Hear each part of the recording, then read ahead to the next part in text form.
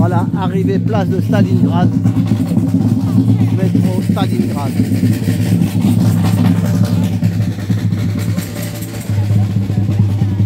Moi je suis ratané. Je suis fatigué. Demain c'est dimanche. Et je ne bouge pas. Enfin, normalement. À moins d'un... Et voilà. Bon, un camion il arrive. Ah, il peut plus. Un camion il arrive, j'ai perdu 7 ans. Vous avez des écrous là, regardez.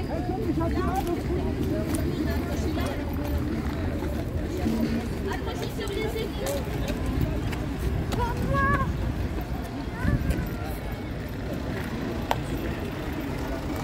Vous êtes là, vous allez attendre.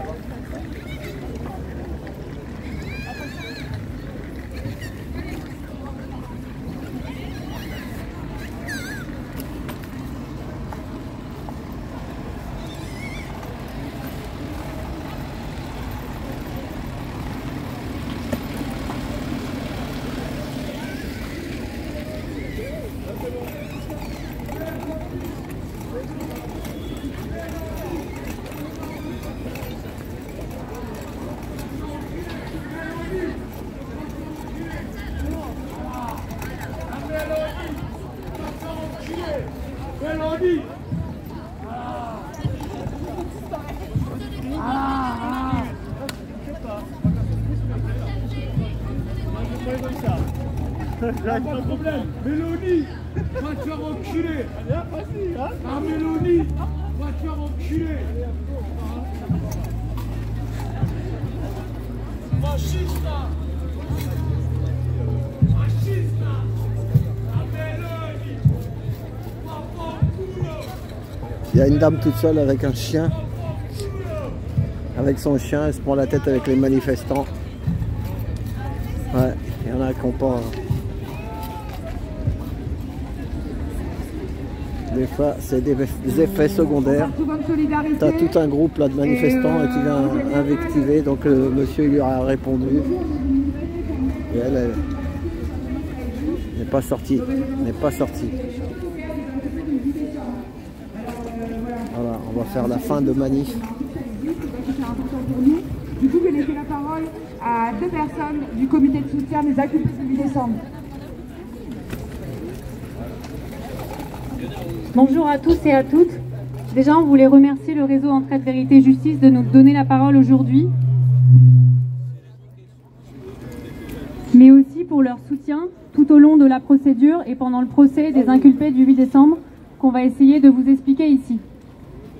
Le 8 décembre 2020, la DGSI arrête 9 personnes désignées comme membres de l'ultra-gauche. 7 personnes sont mises en examen et 5 sont placées en détention préventive sous un régime carcéral très strict. L'un d'entre eux sera même placé à l'isolement pendant 16 mois. Ils et elles sont accusés d'association de malfaiteurs terroristes, ce qu'ils nient depuis le début. Alors que l'enquête a démontré que les inculpés ne se connaissaient pas tous entre eux et n'avaient aucun projet commun, le parquet national antiterroriste martèle qu'ils auraient monté un groupe clandestin en vue de préparer des actions violentes contre les forces de l'ordre. Après l'extrême violence de leurs arrestations, de leur garde à vue à la DGSI avec intervention du RAID, sac sur la tête, entrave, humiliation.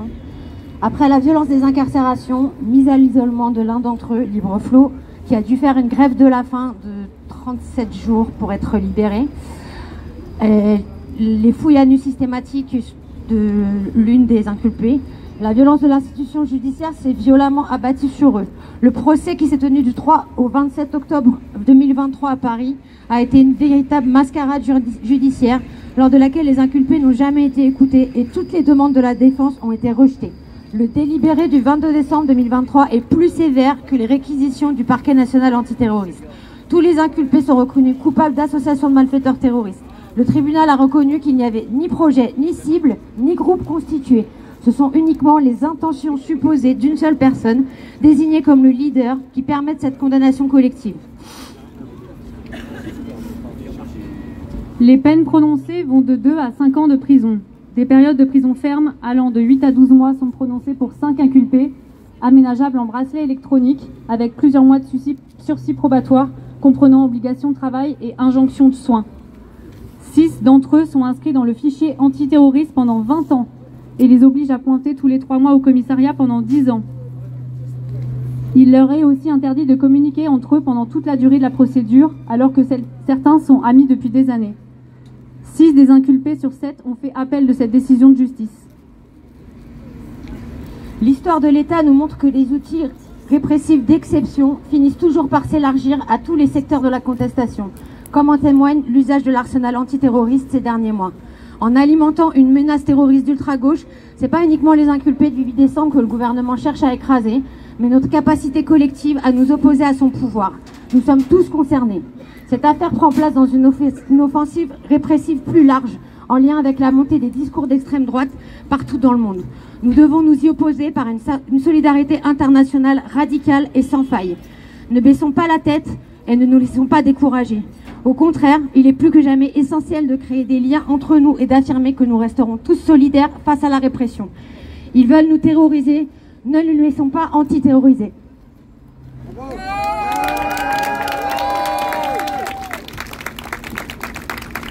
Merci. Maintenant, on va donner la parole à la marche féministe de Saint-Denis,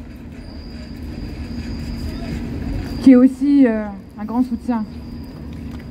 Alors nous, à la marche, on avait appelé à faire un cortège féministe et antiraciste. L'année passée a été rude politiquement pour notre classe et nos quartiers populaires, rude pour les pays dominés par l'impérialisme. D'abord, avec le génocide en cours à Gaza. Nous luttons pour la libération du peuple palestinien et contre la criminalisation des mouvements antisionistes, des soutiens antisionistes.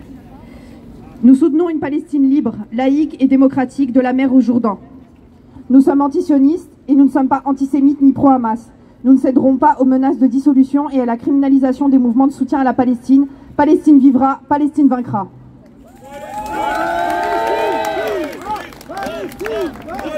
En tant que militante des quartiers populaires, lutter pour la Palestine, c'est aussi lutter pour nous-mêmes, issus de pays colonisés par la France.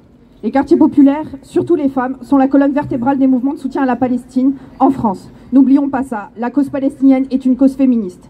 Les pressions de Aurore Berger ou du gouvernement français, nous n'y céderons pas.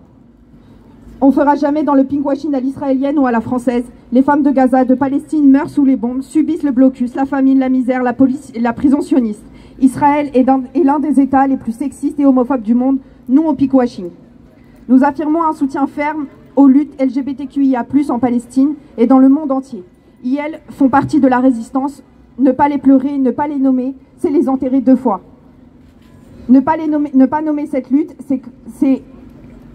ne pas nommer cette lutte comme partie prenante de la lutte pour la libération palestinienne, c'est nous condamner au placard politique jusqu'ici en France. Nous ne voulons plus que nos drapeaux palestiniens soient arrachés lors des marches féministes antiracistes ou lors d'un parade des banlieues de Saint-Denis. Nous refusons que le drapeau LGBTQIA+, soit arraché des manifs pro-palestiniennes. Queer de Gaza, queer de Palestine, votre combat est notre combat. Nous n'oublions pas les morts violentes de Naël, de El Hussein à Angoulême cet été, victime de la police. Nous n'oublions pas que pour chaque jeune assassiné, blessé ou incarcéré, ce sont les mamans, les sœurs, les cousines qui portent la charge financière, administrative et émotionnelle de ces violences. Nous réclamons justice et vérité pour toutes les victimes. Mais notre rage ne peut pas être à genre variable. Les jeunes femmes de quartiers populaires sont aussi victimes de violences d'État, mais vivent en plus de ça les violences sexistes et sexuelles. Une pensée forte et émue pour Maïlis, retrouvée assassinée en février 2024. Maïlis venait de Vitry, de la même ville que Sohan Benziane. Ça suffit. Que résonnent aujourd'hui les noms de Sohan, Vanessa, Mélissa, Alisha, Fouad, Dina et toutes les autres victimes de violences sexistes et sexuelles, mais aussi LGBTQ-homophobes des quartiers populaires. Dites leur nom, dites-leur non. Enfin, la pire des violences d'État touche les personnes sans papier avec ou sans titre de séjour. Enfin, les personnes migrantes avec ou sans titre de séjour. La loi Darmanin est une honte pour la France, nous demandons son abrogation. Le 15 mars 2024, la loi contre le voile à l'école était votée. Il est temps pour nous de lutter pour l'abrogation de cette loi contre les signes religieux, s'en prenant d'abord aux jeunes élèves, leurs mamans et nos sœurs musulmanes. Depuis 20 ans, le corps des jeunes femmes musulmanes, dans l'enseignement, au travail, dans la rue, est le prétexte de discrimination et subissent les violences partout. La déscolarisation, le renvoi arbitraire, le harcèlement, des rapports de discipline, des agressions et des insultes. On sanctionne jusqu'à les personnels qui portent un discours intersectionnel. La marche féministe antiraciste apporte son soutien à Nana Mekran et tous les réprimés de l'éducation nationale. En effet, Hanan est la première enseignante de France à être sanctionnée pour atteinte aux valeurs de la République et de la laïcité.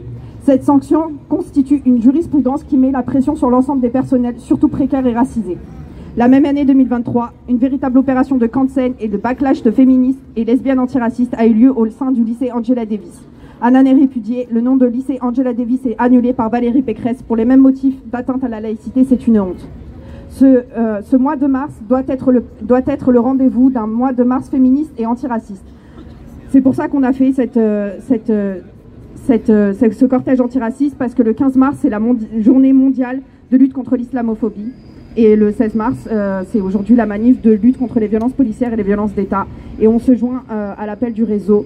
Et on a voulu créer un cortège féministe unitaire contre l'islamophobie, les violences de genre et d'État. Voilà, merci. Nos quartiers ne sont pas des déserts féministes. Merci.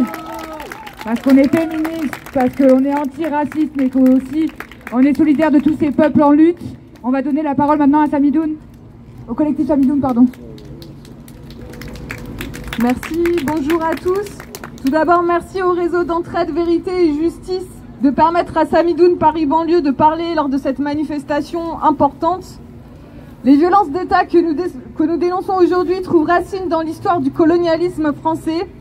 Les méthodes et les techniques issues de la contre-insurrection durant la guerre de libération en Algérie et de la répression coloniale de mai 1967 en Guadeloupe ont été utilisées et réinvesties en France. En particulier dans le contrôle néocolonial des populations arabes, noires, ségrégées dans les quartiers des grandes métropoles et dont les violences policières en sont l'expression la plus visible. En tant qu'organisation anticolonialiste, engagée pour la libération de la Palestine, nous savons que le racisme et les crimes d'État sont le bras de l'impérialisme français. Cet impérialisme français qui est un allié stratégique de l'État sioniste, qui aujourd'hui opprime le peuple palestinien et le génocide. L'État français qui a assassiné Lamine Dieng à Paris, Amin Bentoussi à Noisy-le-Sec, Adama Traoré à Persan, et récemment Naël à Nanterre et Wenis à Aubervilliers, c'est le même qui criminalise toute expression de la solidarité avec la Palestine en interdisant des manifestations, en nous nassant, en nous verbalisant, en nous gardant à vue, en réintroduisant la politique de délit d'opinion, en expulsant la militante féministe palestinienne Myriam Abou Daka de 72 ans, fin 2023, en intimidant la jeunesse étudiante qui se mobilise à Sciences Po, en procédant à des dissolutions comme celle du collectif Palestine Vaincra, ou en gardant emprisonné depuis 40 ans un militant communiste arabe en France, Georges Ibrahim Abdallah, près de Toulouse. Conscient que nos ennemis sont les mêmes, Georges Abdallah n'a eu de cesse durant sa détention d'afficher son soutien aux familles victimes de violences et de crimes policiers. C'est pourquoi il est essentiel de faire en sorte que le slogan « Il est de nos luttes, nous sommes de son combat » prenne corps dans toutes les manifestations contre les violences d'État, le racisme systémique et les frontières. Aujourd'hui, plus que jamais, nos combats sont les mêmes.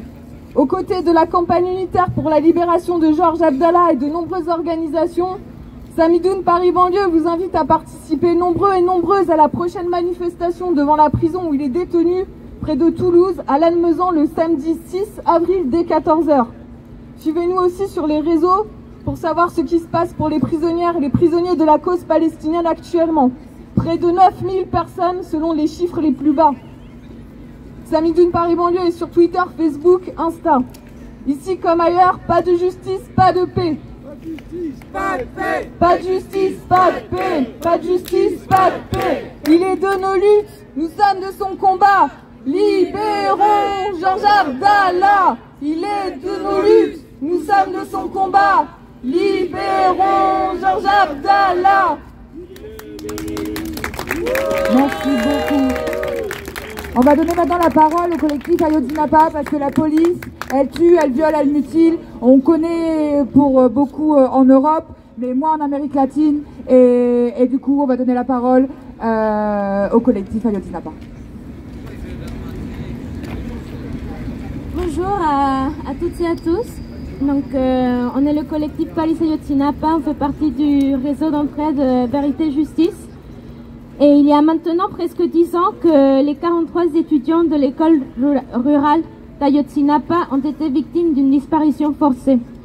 Dans la nuit du 26 au 27 septembre 2014, dans l'état du Guerrero, au Mexique, et c'est là où on cultive presque toute l'héroïne dans le monde, c'est le deuxième producteur après l'Afghanistan, ils ont fait l'objet d'une opération de répression de la part de tous les niveaux de police, donc la police municipale, la police de l'état de Guerrero et la police fédérale et aussi l'armée.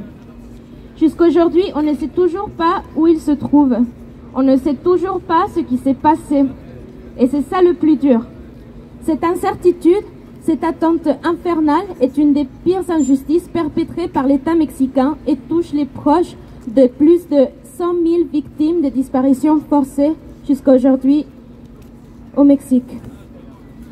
Aujourd'hui, nous sommes ici pour rendre hommage à la lutte acharnée des familles et des victimes de violences policières, pénitentiaires et judiciaires en France, qui dans un contexte de montée de l'extrême droite et face à une impunité systémique, continuent à se battre pour que justice soit faite et pour protéger la vie, la liberté et la dignité des générations futures. Si nous avons appris quelque chose après ces 10 ans de lutte au Mexique et ici en France, c'est que la mémoire et les réseaux d'entraide sont nos meilleures armes face aux États capitalistes qui mutilent, torturent et tuent. C'est pour cela qu'il est important de commémorer tous ces vies volées, d'en faire des graines qui sèmeront les révoltes de demain. Il ne faut rien attendre de la classe politique ni des États. Au Mexique, en 2018, un nouveau gouvernement, soi-disant de gauche, a promis de faire la lumière sur l'affaire. Rien n'a vraiment changé, si ce n'est la militarisation encore plus accentuée du pays. Contre les États et leur violence, notre mobilisation et notre solidarité d'en bas et à gauche. Nous vous invitons à vous joindre à nous le 28 septembre prochain pour commémorer les 10 ans de la disparition forcée des étudiants lors d'une soirée de soutien aux familles des disparus. Ces familles mexicaines, comme les familles d'ici, ne sont pas seules. Nous ne lâcherons rien, ni pardon, ni oubli pour les violents États. Pas de justice!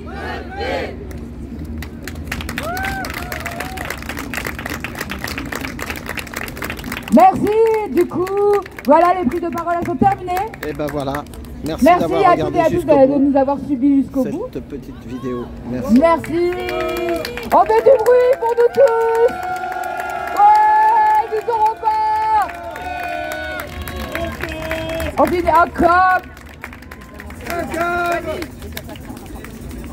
Alors, on va vous annoncer quelques dates. Donc du coup, on sait que samedi prochain, on se mobilise avec les personnes qui n'ont pas les papiers français pour créer notre solidarité. Et parce que en fait, une fois que l'État s'en prenne à eux, après de toute façon, ils s'en prennent à tout le monde. Donc soyons tous solidaires, c'est notre seule arme. Il y a un truc que j'aime bien dire, c'est la solidarité est une arme, soyons armés. De solidarité, bien sûr. Du coup, voilà, Fatou va vous annoncer les dates qui arrivent pour les mois qui arrivent. Donc le 23 mars est déjà annoncé. L'autre rendez-vous, alors c'est tous les derniers dimanches du mois de mai, contre les violences pénitentiaires et dénoncer la condition des détenus. C'est partout en France aussi, donc pareil que pour ces marches-là, il faut que ça s'organise localement. Également la commémoration pour Angelo Garant. Donc on ne sait pas si la famille fera quelque chose, mais Angelo Garant a été tué le 30 mars 2017. Donc il y aura la prochaine commémoration. Liu Xiaoyao, pareil, qui a été abattu aussi par balle en mars, je crois que c'est le 26 ou le 27 mars 2017. Sabri, qui a été tué à Argenteuil le 17 mai 2020. Jérôme Laronze en mai 2017. Charlotte, le 21 mai 2021. Et donc, de ne pas oublier l'événement autour de l'enfermement psychiatrique et carcéral le 13 avril 2024 à l'Aérie à Montreuil. Et la mine, sa commémoration, donc ça sera le 17 juin prochain. Donc, toutes les informations là sont à revoir sur les réseaux sociaux. Merci en tout cas à toutes et à tous d'avoir participé à cette marche qui est organisée chaque année, comme vous l'avez vu, partout en France, même au-delà, si c'est possible. Parce que ces marches-là, c'est effectivement pour dénoncer les violences, les crimes et le racisme, et aussi de rendre hommage à toutes les victimes tuées ainsi que les victimes survivantes. Et comme on dit, quand on marche pour une personne, on marche pour toutes les personnes. Et ce que nous faisons aujourd'hui, c'est au-delà du combat individuel, comme ça avait déjà été répété. Donc, il faut que, quand il y a des commémorations ou des événements organisés par des collectifs de victimes, de venir, de soutenir, voilà, c'est ça quoi, parce qu'on le fait pour vous aussi, pour nos enfants, nos petits-enfants, pour la survie humaine, tout simplement. Parce qu'il faut se dire, quand on touche un humain, on touche l'humanité. Et donc, il ne faut pas attendre d'être concerné, il ne faut pas attendre que ça nous arrive pour se sentir concerné. Un être humain est un être humain et une vie est une vie également. Bravo. Merci à toutes et à tous. Bravo. Et ben voilà. Et ben merci, à tout bientôt.